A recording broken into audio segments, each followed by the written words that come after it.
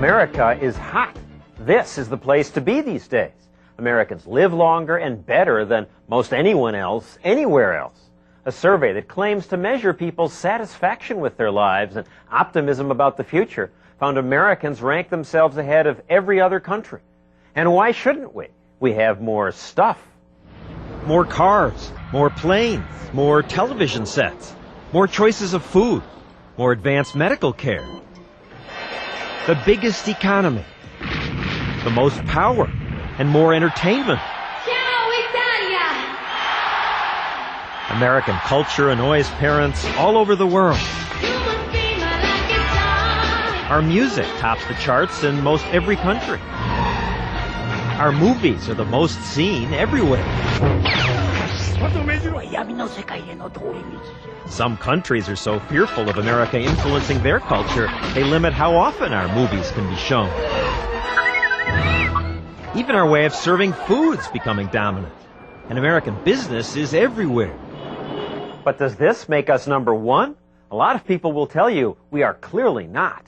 You don't provide health care for your people. You don't give people an opportunity to get out of poverty. You got racism, you got vandalism, drugs, alcoholics, sex everywhere. Money is the only thing that counts in this country. People do not. The U.S. sucks. If I thought they'd let me live in England, I'd be there in 2 seconds. So which is it? Are we the best country or a nation of money grubbers who lucked out in a great piece of real estate? And how do you really measure best anyway? Money and power aren't everything. What about crime, drugs, poverty, moral decay? How can we be best when we have so much of these things too? In the next hour, we'll challenge that conceit that America's number one.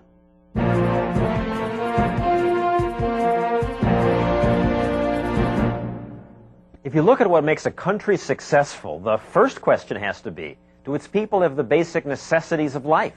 Things like food, shelter, a chance to take care of their family.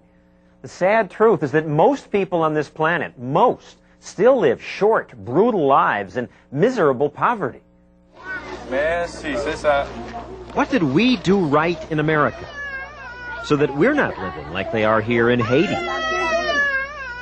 or North Korea or Mexico or India? We start our look at what makes a country work well for its people by comparing 3 places: America, Hong Kong, and India. Here in India, much of the population lives in what we call slums. This family's home is this abandoned sewer pipe. Many survive by rummaging through garbage. 300 million people here have no running water, nothing clean to drink. Now, there are some affluent Indians, but they're the minority. You see much more of this, adults and children without enough to eat.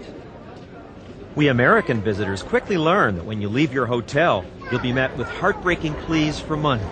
I gave you something yesterday. This woman follows every Westerner who leaves the hotel. She says she needs food for these children. 2 are hers, she says. The others just kids who need food. Where am I from that I'm rich enough to stay at a hotel? From America. Very nice, America. America is nice, so how could I not give? But the giving is endless. Now, if I gave you something yesterday, you asked for more. Like most everyone, I eventually gave her some money. But then there are quickly more outstretched hands, and more. A constant reminder of how little they have compared to us Americans. It raises the question of why? Why do they have so little when America's so rich? Of course, we all know why India's poor. Too many people. When you have this kind of overpopulation, you can't have a good standard of living. Of course, as so often happens, what we all know isn't necessarily so. Consider Hong Kong. Talk about crowded. Hong Kong, per square mile, has 20 times as many people as India. Yet, Hong Kong is rich. Amazingly rich.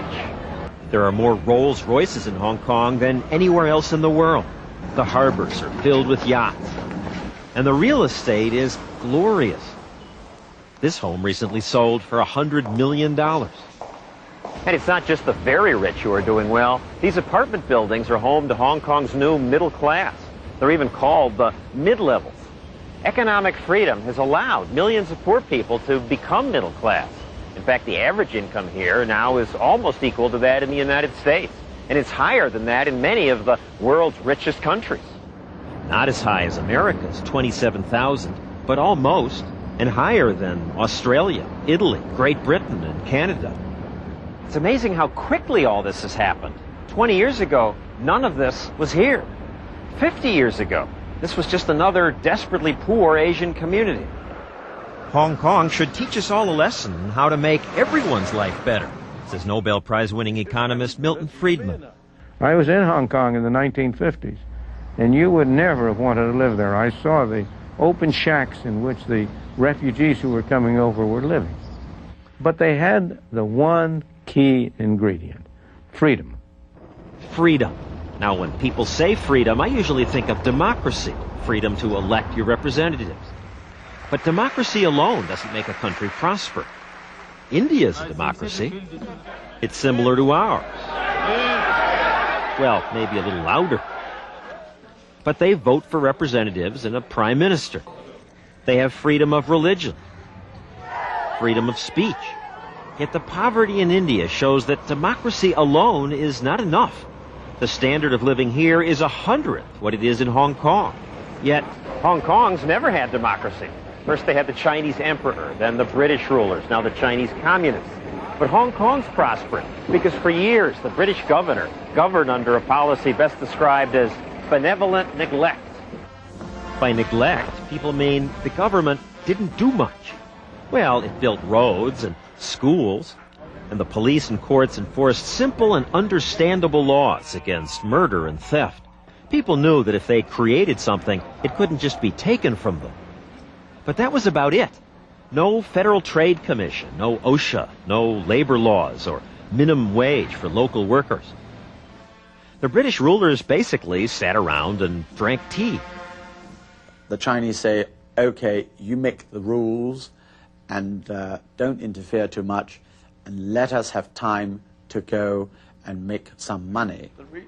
David Tang's made lots of money running this elegant club in Hong Kong and selling clothing at a chain of stores called Shanghai Tang. When you leave things alone, people just get on with it.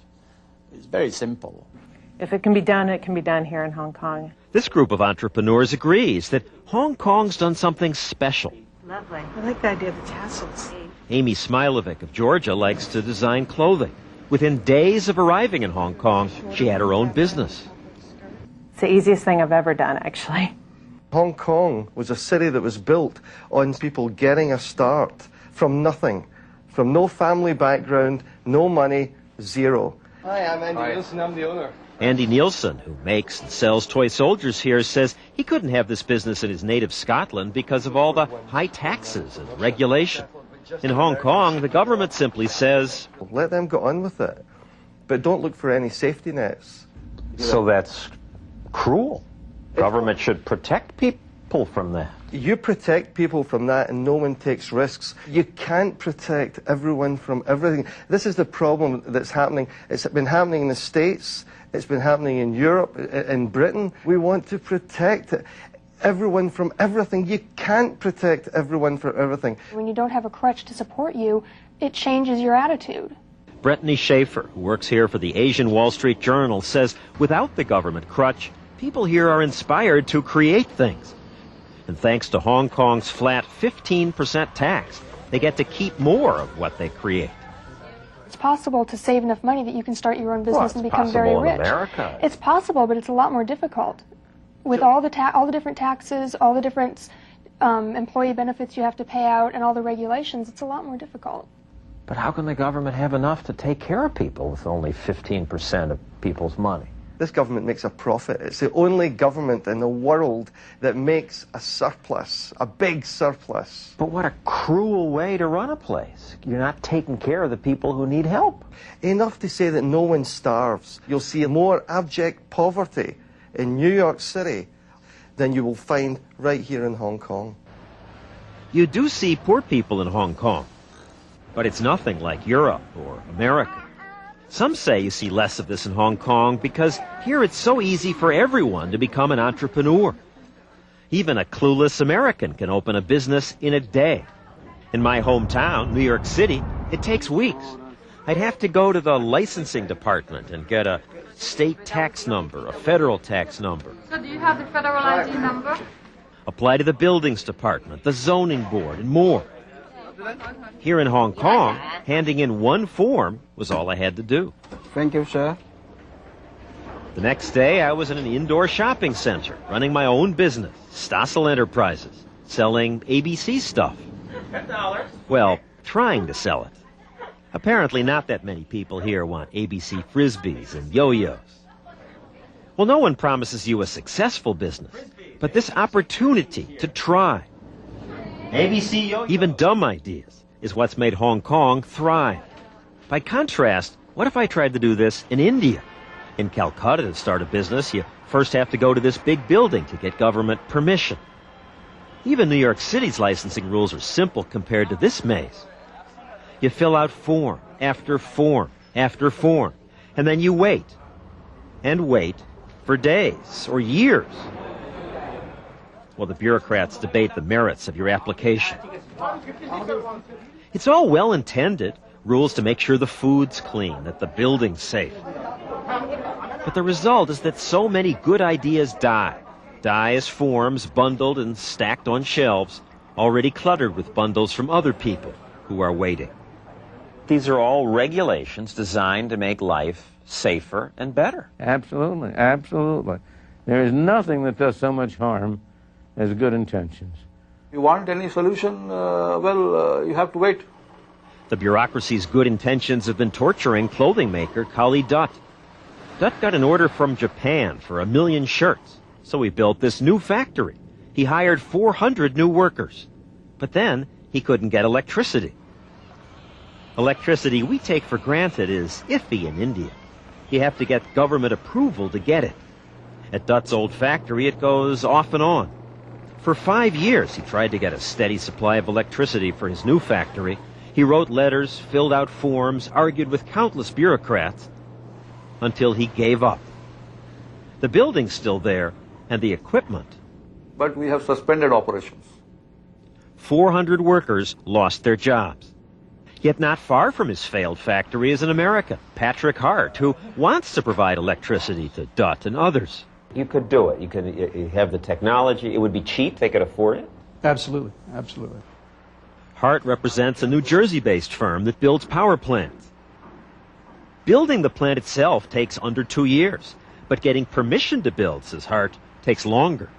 So you can build the plant faster than you can get the permission. And you can get it approved, absolutely. This government trolley's a good example.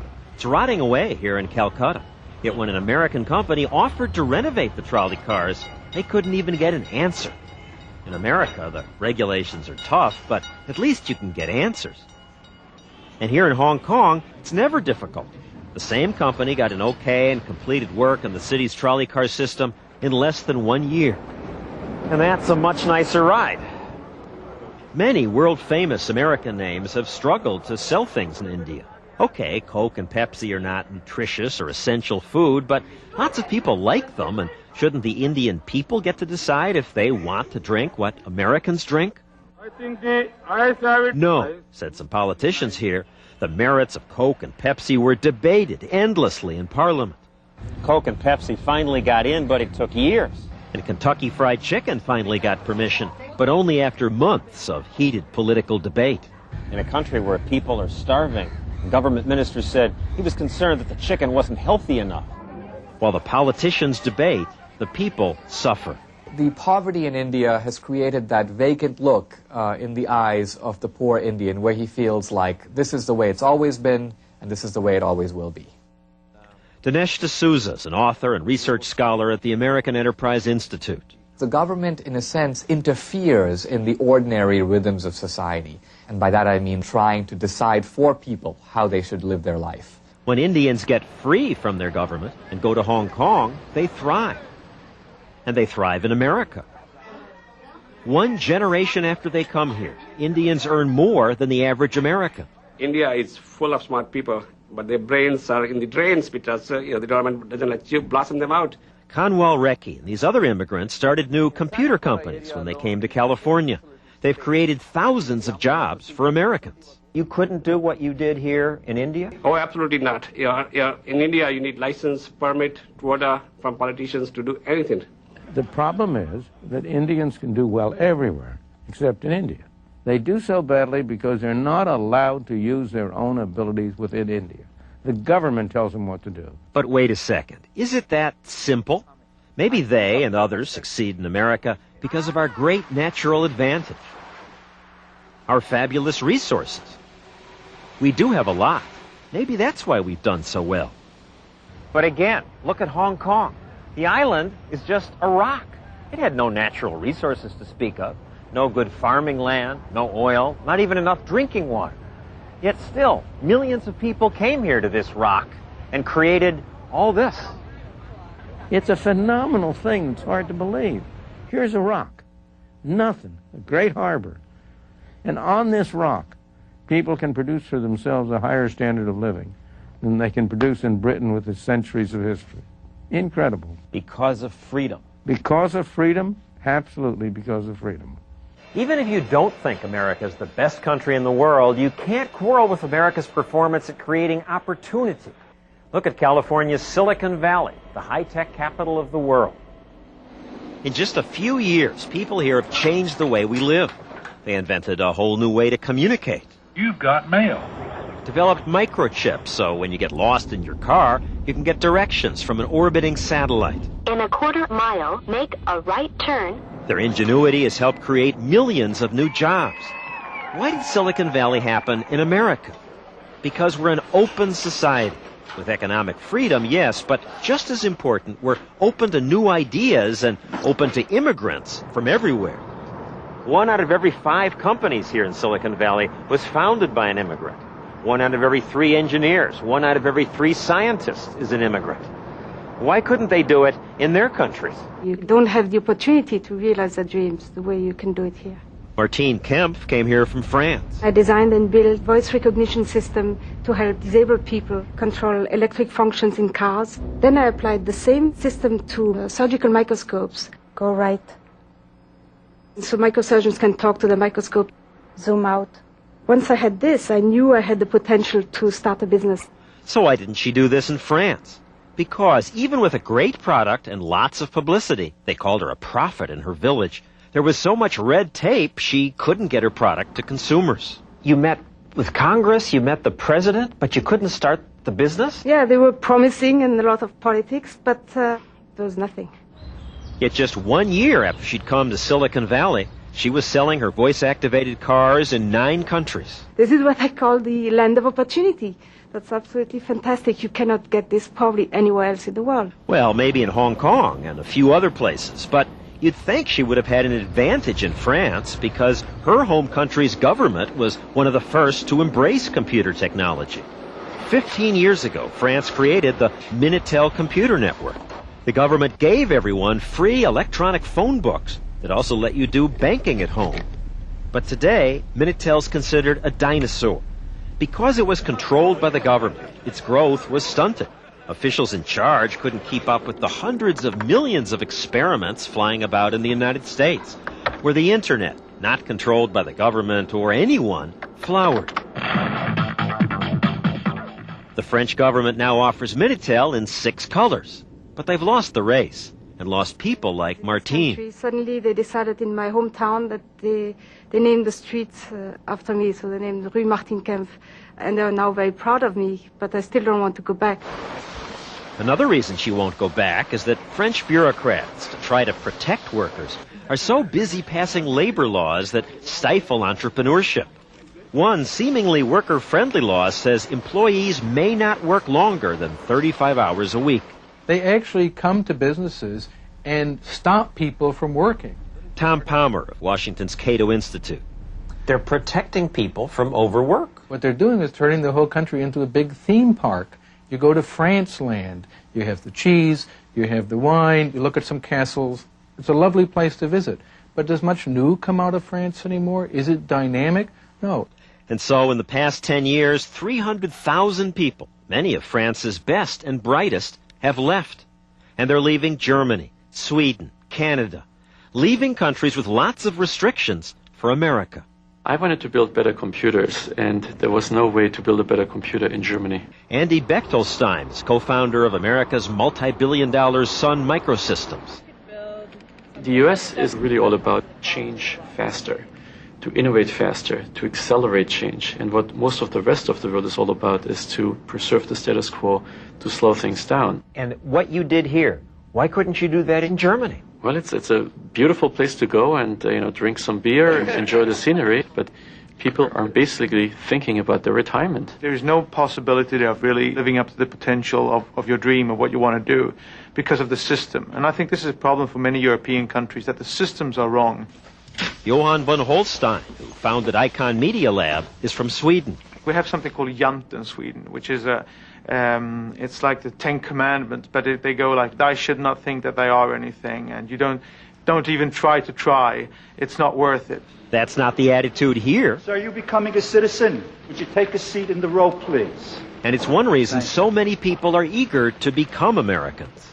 There's a sense of freedom here that you don't have anyplace else. Michelle Sung, who was born in Jamaica, was here to watch her husband become a citizen.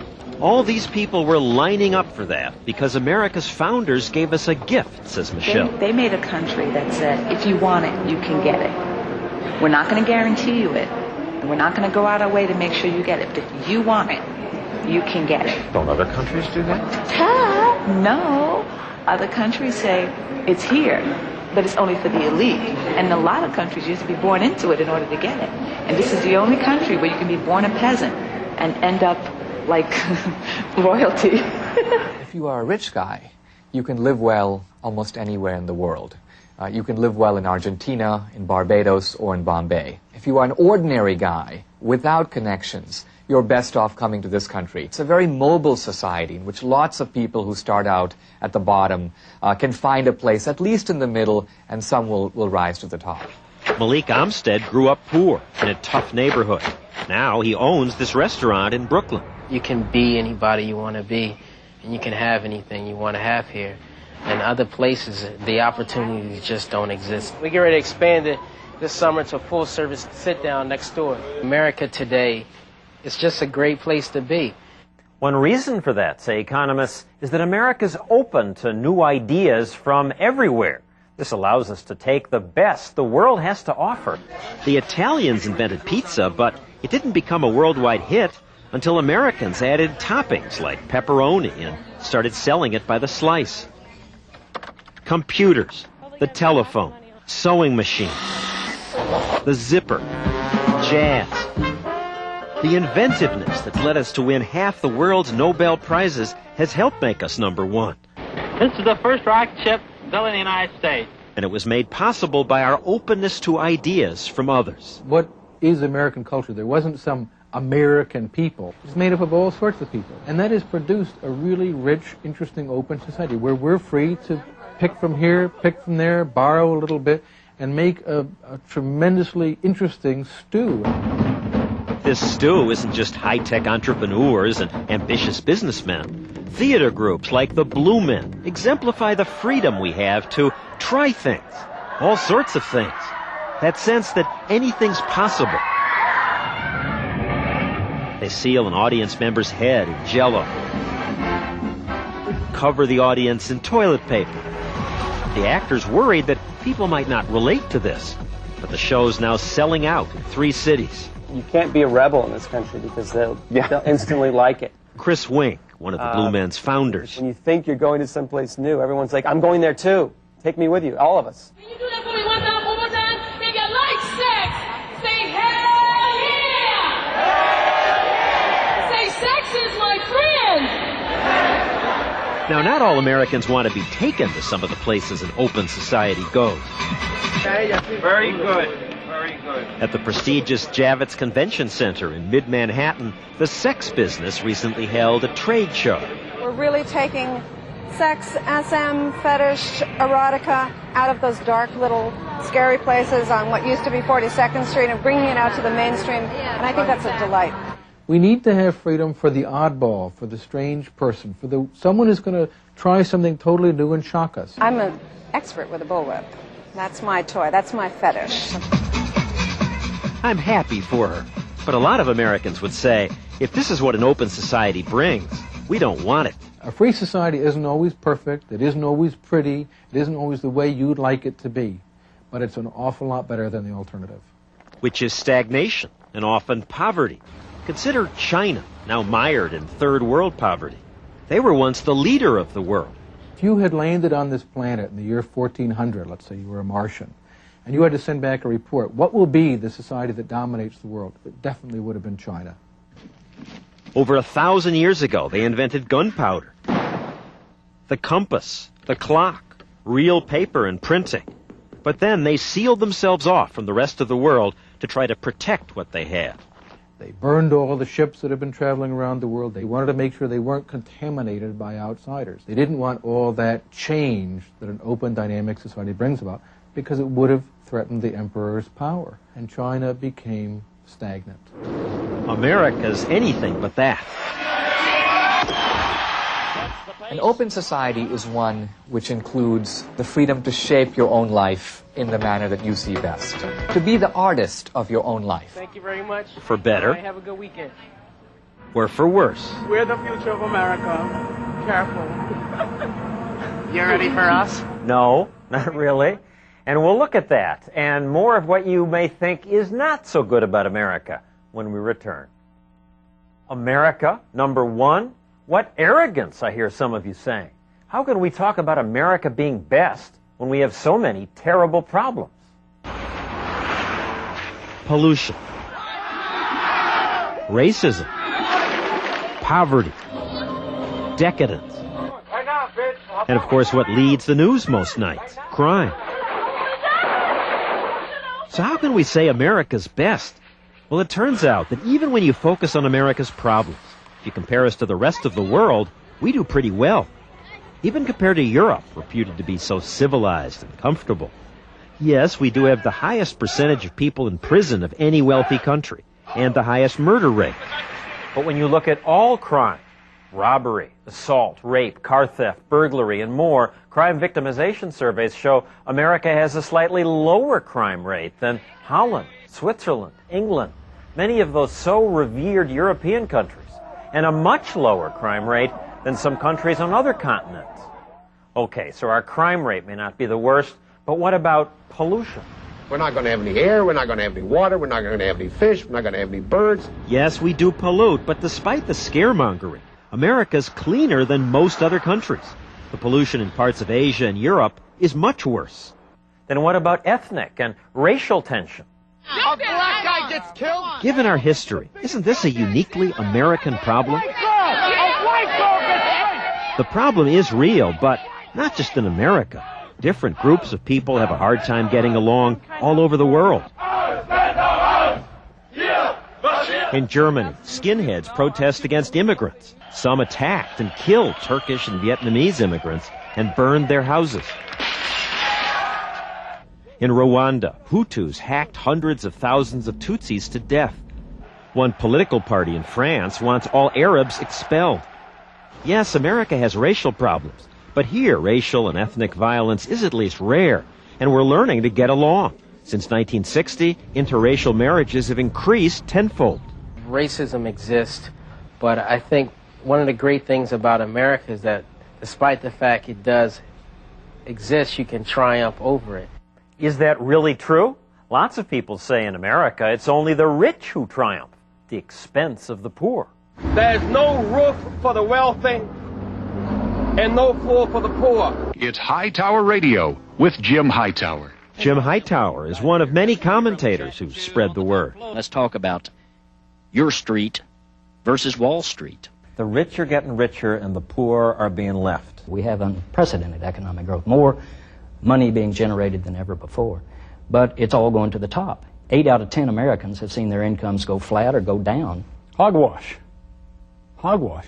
Federal Reserve economist Michael Cox says it's just not true. All these reports about the poor being left behind, about most Americans' income being flat or going down. You have to torture the data, virtually, in order to get it to say that. It's playing games with the number. It's telling a big lie to say we just don't get paid as much as we used to. In fact, the Federal Reserve wage data that's often cited doesn't count things like commissions salespeople make. retirement contributions, medical insurance. When you include them, average American compensation's risen 20%. Still, what about the poorest of the poor? We're told America leaves them behind. Nearly 37 million Americans now live below the official poverty line. The government says now 13.3% of households are in poverty. Let's go see what households in poverty have. 97% of households in poverty have color televisions. 2/3 have microwave ovens and live in air-conditioned buildings. 75% have one or more cars. And it's the old welfare Cadillac story. I mean, this is not a statement about an economy. This is anecdotal BS. I mean, and it's insulting to poor folks. I would invite you to visit with some poor people and get out there in the real world. Okay, we went to the poorest congressional district in America, the South Bronx. People here were lined up to get free food from a charity run by Sister Helen. Thank you, Sister Helen. You're an angel. If I was you, I'd love me too. Do they need you here? Well, I don't know if they need me, but I'd love to feed the people. Now, most of these people are not working at regular jobs, but we met no one here who was homeless. Yes, I have a house. Color TV? Yes, I have a color TV. Are you poor? Sure, I'm poor. Do you have an apartment? Yeah, right here in the complex. Color TV, the works. The works? VCR? Yeah, VCR, everything that goes with it. Have a microwave oven? Yeah, microwave. Have cable? Cable, the normal thing. Well, how are you poor? Well, poor is a word that everybody uses. No one says some Americans aren't suffering. But poverty in America is nothing compared to the misery and hunger you see in India and most of the world. These people in the South Bronx aren't here because they've been going without food. They come because the food's free. Oh, we go to pantry there. John Olmo and Barbara Ann Norman share Barbara's two-bedroom apartment. The rent subsidized by the government. And they have many things people in many countries only dream about. Ample food and a frost-free refrigerator to keep it in. A CD player, VCR, several radios, and cable television. I got the basic cable, which runs like $62 a month. Okay, you may say the poor get a boost from government checks. But then what about working people? We're told they're falling behind. So many companies cutting jobs. There were other layoffs announced today. Over 1,668,000 people have been laid off. Hightower told us, if you want to see real economic hardship, go to Youngstown, Ohio. It was knocked flat by layoffs in the steel industry. Oh, it's devastating. See, it's not just a matter of you lose 3,000, 30,000 steel workers. It's a matter of their whole extended family suddenly is hit. It's also a matter of the cafe across the street from the mill. There's a ripple effect. It's true that at one point unemployment in Youngstown increased to 25%. Steelworker George O'Neill lost his job. I said, they're tearing the mills down at blast furnaces. I said, everything's going. I said, they're never going to come back. But the rarely told part of this story is that today there are more jobs in the Youngstown area than ever before. Just going to Chicago. George O'Neill now works for a company that makes packaging material. One great big giant company moves out, maybe 3 or 4 little companies will move in, take up the slack for these people with these jobs. Unemployment in Youngstown is now 5%. The notion that there is low unemployment is a cover for the fact that people are actually worse off. Because they're in lousy jobs now? Yeah. Well, some are, but most of the new jobs pay more than the old jobs they've replaced, and most are a lot more pleasant. Compared to the steel mill or a foundry, this is a snap. It's clean here. It's not hot here.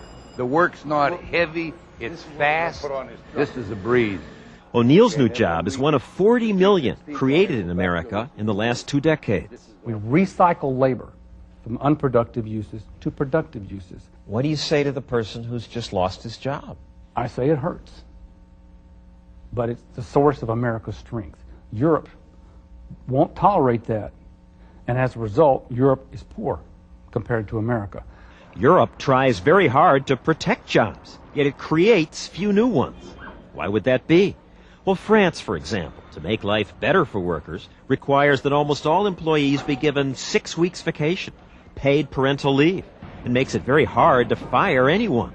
It sounds good, but the unintended consequence of the law is that employers are now reluctant to hire because new workers are so expensive and permanent. Unemployment in France is now over 11%. It's almost that high in Germany. It's 18% in Spain. That's 4 times America's rate. Many economists who once argued that we could learn from Europe, like James Galbraith, have now changed their minds. There might be a moment for the Europeans to learn from us rather than for us to be studying them.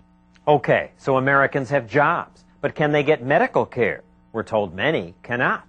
The crisis in the healthcare system, the crisis for the millions of Americans without coverage. In much of the world, health care is provided by the government. Some say that's better than our system. Enough is enough. We want our health care system back. Our system does sometimes fail poor people, but the truth is that when someone is denied care, it makes headlines because it's so unusual. Most of the time, even the poorest person going to the emergency room gets the same high-tech, cutting-edge treatment that lures foreign leaders like Jordan's King Hussein to American hospitals. MRI machines, for example. The state of Ohio alone has more of these than all of Britain or France. The secret is now out. People know that if you want to be the pilot of your own life, if you want to make your own destiny, there's only one place to do it, and that is in America. Isn't it silly to say one country is best? All countries are best in some way. There is one pretty objective measure of what countries work well, and that is, do people want to come there? And by that measure, America wins hands down. Gracias. Our embassies are flooded with people trying to get visas. Those who can't get permission to come legally try just about anything they can do to sneak in. Chinese people take long journeys crowded in the holds of decaying ships just so they can try to swim to the shore of America. Haitians and Cubans leave their loved ones behind, risking their lives on things you can barely call boats, sometimes drowning while trying to get here. There goes people. Keep the water. In Arizona and California, They're heading that way, right towards that intersection there. the Border Patrol's constantly chasing people who are trying to sneak in. The illegals risk not just being caught, but being robbed by bandits, or freezing in the mountains, or dying of thirst. Yet still they come, and when they're caught and sent back, many just turn around and try again. Si no nos dejan, pues ni modo. As long as they don't kill us, we'll keep trying, says this man. Even their captors don't blame them.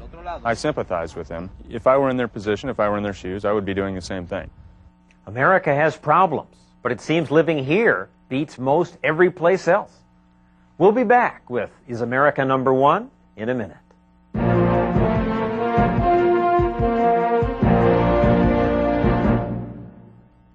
As we look around the world at societies that succeed, like America, Hong Kong, and compare them to those that fail, that continue to leave their people in misery, you have to ask, how can their leaders do this to people?